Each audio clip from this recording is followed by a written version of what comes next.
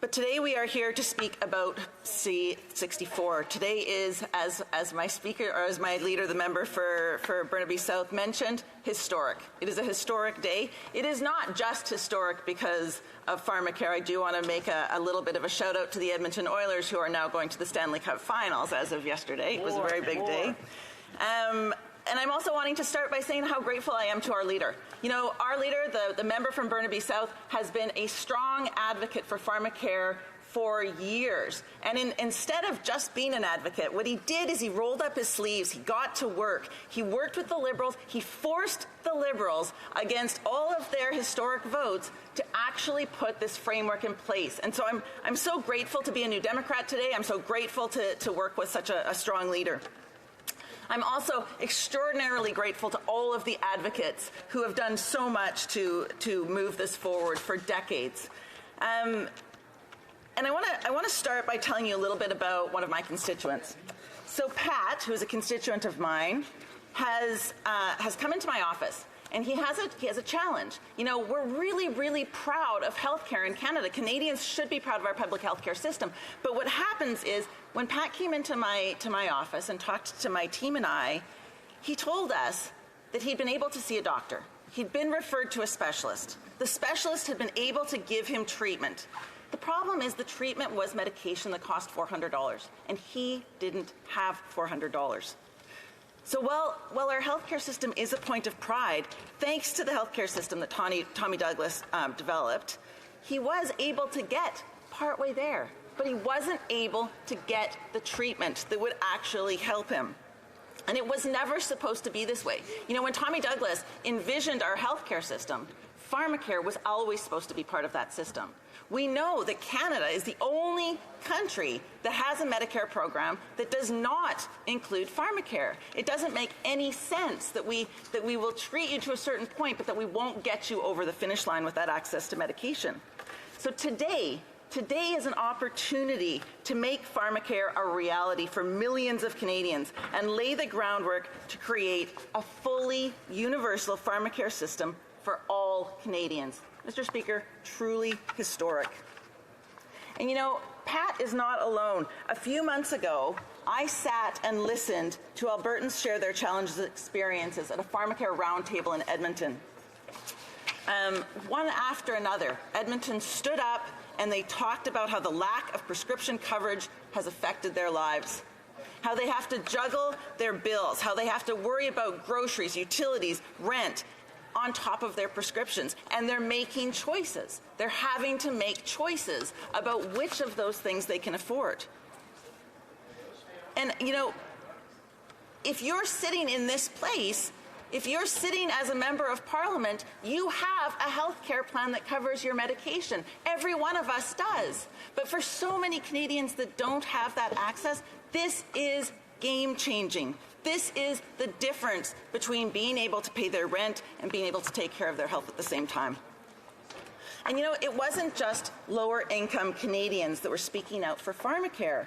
Business leaders, healthcare professionals, they were all speaking about how important Pharmacare is for them and why they want the government to move so fast on this. You know, I spoke to paramedics who shared his experience providing emergency care and transportation to hospital for people who couldn't afford their prescriptions. So people who would be doing well if they had taken their medications appropriately, if they hadn't thought about cutting their pills in half, if they hadn't thought about taking a pill every second day. You know, those decisions that people are making that are impacting their health, that in the long run have large costs on our healthcare system as well.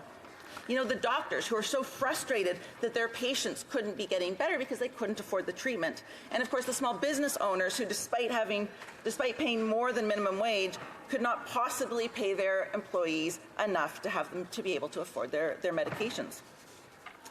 And a couple months ago, I sent out a mailer on Pharmacare, as we all do in this place, and I wanted to know what people in Edmonton thought about Pharmacare. And the response from Edmonton Strathcona was overwhelming. 93% of those indicated that they were in favor of a universal Pharmacare program.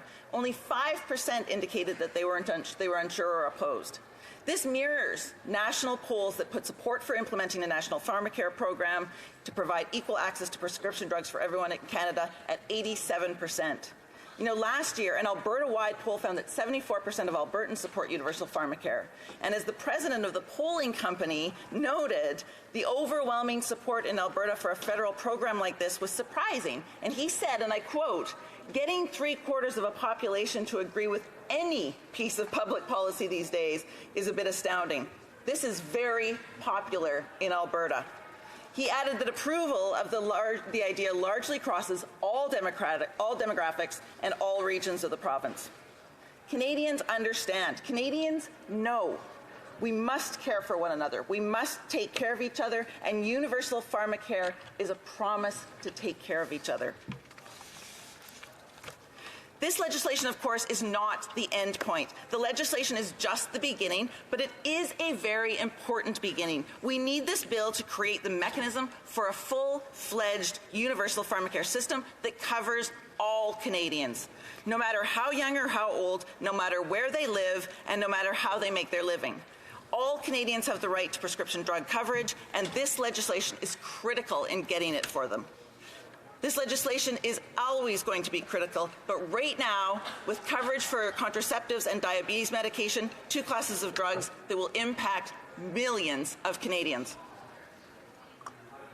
For example, nearly 4 million Canadians are affected with diabetes, a disease that impacts every aspect of their life. In my province of Alberta, individuals with diabetes have had to fight the provincial government repeatedly to ensure that the care they need that they get the care that they need and that they deserve.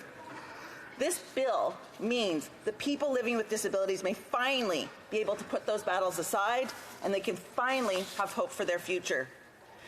By treating diabetes with devices and supplies on the same terms as the prescription medication, this legislation will save diabetics hundreds, if not thousands of dollars each year. With regards to contraceptives, we know the impact of contraception on women across this country and how vitally important this is. Mr. Manpreet Gill, the president of the Edmonton Zone Medical Staff Association and associate professor in the Division of General Clinic Medicine at the University of Alberta, has written about the importance of contraceptive coverage to health and especially healthcare in Alberta. I'm going to quote Dr. Gill. "The cost of hormonal therapy, including for birth control and intrauterine devices, is a barrier for Alberta women to receive medically necessary care. It also perpetrates unfairness in the system, resulting in unplanned and unwanted pregnancies. Universally available contraceptives would reduce the number of abortions, reduce economic stress on young and poor women, and improve child and maternal health. It is estimated that 40% of pregnancies in Canada are not planned, and it seems obvious that those who cannot afford contraception cannot afford to have a child.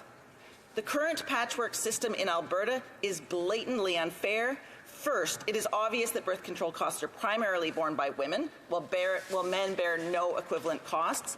And secondly, while it is true that private plans cover birth control, it is worth considering two facts that this reveals. One, birth control reduces the cost to a private healthcare plan, and that's why it's offered, and two, that those who most have that need are unable to access it.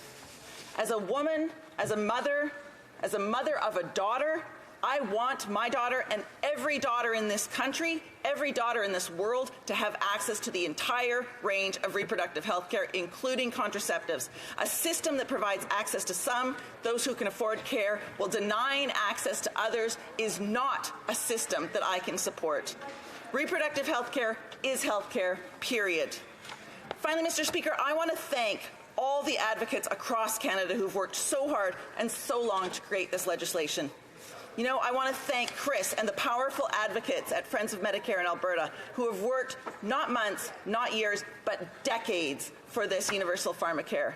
I want to thank the Canadian Labour Congress and the Alberta Federation of Labour and all the labour leaders, organisers and members across Canada who have put the needs of all Canadians, regardless of union membership, at the forefront of their campaigns for pharmacare.